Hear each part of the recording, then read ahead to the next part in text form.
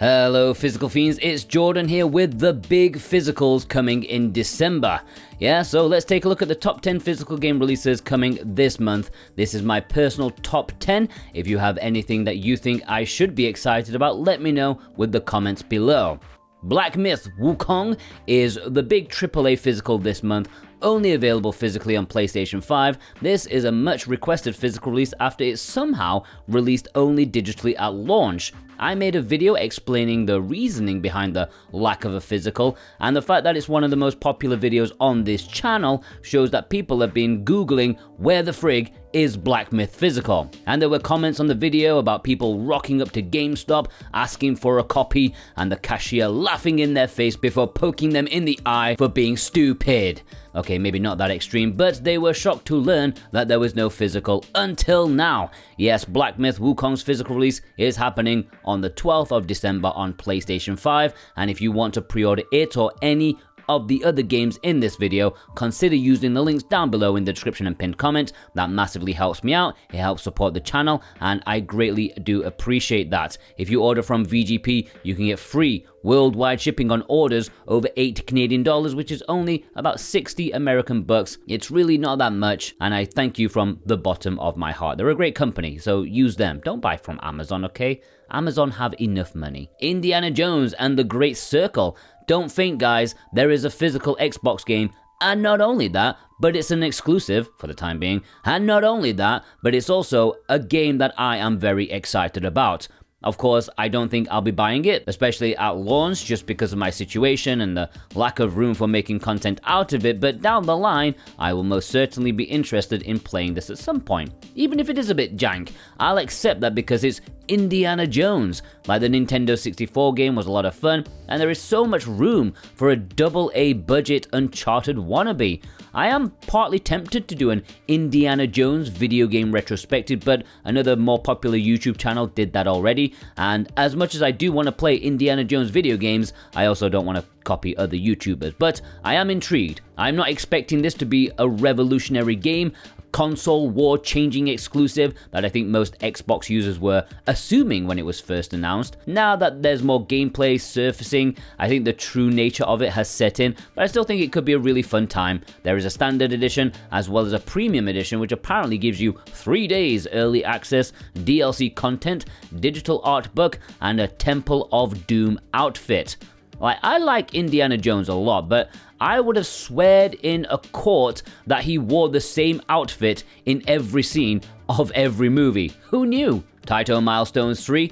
Now, I'm as surprised as anyone when I say I did not expect to put a Taito Milestones release in my most anticipated games of the month. Volume 1 was saved only by the good grace of Kix, and if it didn't have Kix, the entire production run should have been fed into a shredder. Volume 2 was a step up, having a couple of classics, but still a shadow of what potential it could have. I had no hope that In Games could put together a package worth having, but Volume 3 has redeemed them, because this is a package with absolutely classic games within. Even one of the games that I don't like, I am told I'm a madman for not liking it. I don't like Rastan 1. Sue me. No, don't sue me. But I do think it's the weakest game on the cart, yet other people love it and think I'm a chump. So it's really, really good, and I 100% be purchasing this physical release once it's in my budget range. Fantastian Neo Dimensions is releasing on Switch and PlayStation 5 on December 5th, and how could this not be on my list? It's a JRPG published by Square Enix, directed by Hironobu Sakaguchi, the soundtrack by Nobuo Uematsu. It's a game literally made for 12-year-old Jordan. Now, sadly, that 12-year-old has been suffocated by life, work, and bills, mortgages, stuff like that, but he's still excitedly resting in his casket, cheering on miserable 34-year-old Jordan and the last threads of hair clinging to his head. Did this get grim? Well, that's where a JRPG comes in, to take you out of your miserable life and into a fantasy world, to get an engrossing story that's now together in one package compared to the 2 volumes that were on mobile. They've also adjusted the difficulty and added voice acting, which is cool. I wouldn't expect it to rival the utter classic Final Fantasies, but I'm sure it'll be good, enjoyable, and a blast from the past in a good way. Worms Armageddon Anniversary Edition is releasing physically on Nintendo Switch and PlayStation 5 on December 17th, I don't know why there was such a big delay between the digital release and the physical, but it's good that it's finally here, and this is a classic artillery game. In fact, it is the best artillery game, the peak of the franchise, that I don't think's managed to recapture the magic that this one gave me.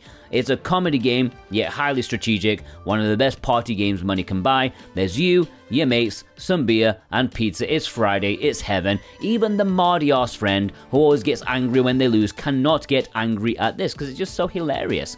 Sadly, it's only coming in a collector's edition, which has, inflated the price a little bit, but it comes with some nice goodies nonetheless. Fairy Tail 2 is another JRPG releasing this month that I'm interested in.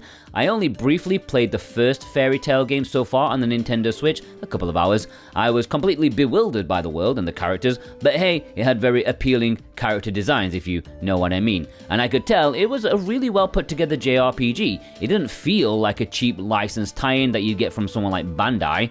It felt like it could stand on its own, even if it had not been based on the, the Fairy Tail franchise. So I won't be buying this immediately, but I'm sure one day in the future I will pick it up, as long as it doesn't shoot up in price like the original Fairy Tail 1 did.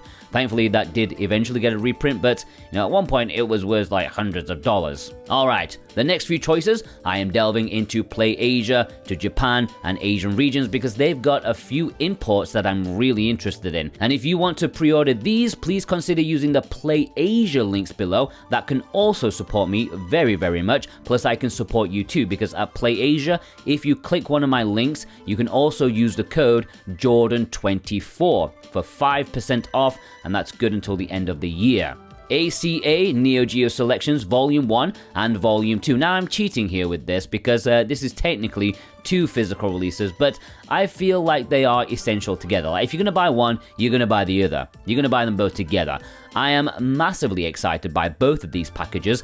Again, it may feel like slim pickings to have just 10 retro titles on one cartridge, but, very few publishers are willing to go the Atari 50 route these days, with their entire library on one cartridge. It's just not going to happen. But I've been asking absolutely years for Hamster to stick their arcade archives games on cartridges, and SNK have listened, and they are releasing both volumes together on the same day, December 12th on Nintendo Switch. There's a Japanese release which plays in English, and there's also an Asian release which has an English cover as well as, playing in English. Across both volumes, there is an eclectic genre mix. You got your fighters, shmups, golf, run and guns, and your weird quirky stuff. I like this approach. I think it's a great opportunity to broaden your horizons and try games you otherwise wouldn't.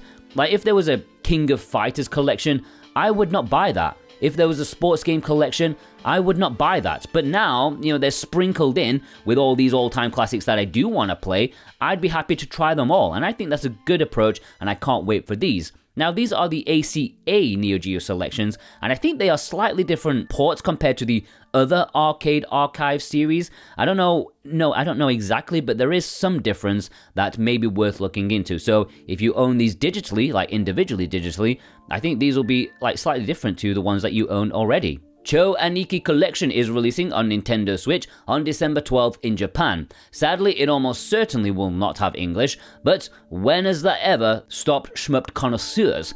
I think everyone is kinda aware of these two memeable games that came to light early in the second era of the internet, when YouTube started up and emulation was more popular and there was comedy shows on YouTube with gamers and stuff like that. These two games have been plastered across multiple consoles over the years in Japan, and these ports are based on the original PC Engine releases. I don't know if that's a good thing or a bad thing, but I want to play these so much. It's coming in a standard edition, as well as a special edition, which includes a soundtrack CD, pins, and hologram seal set, whatever that is.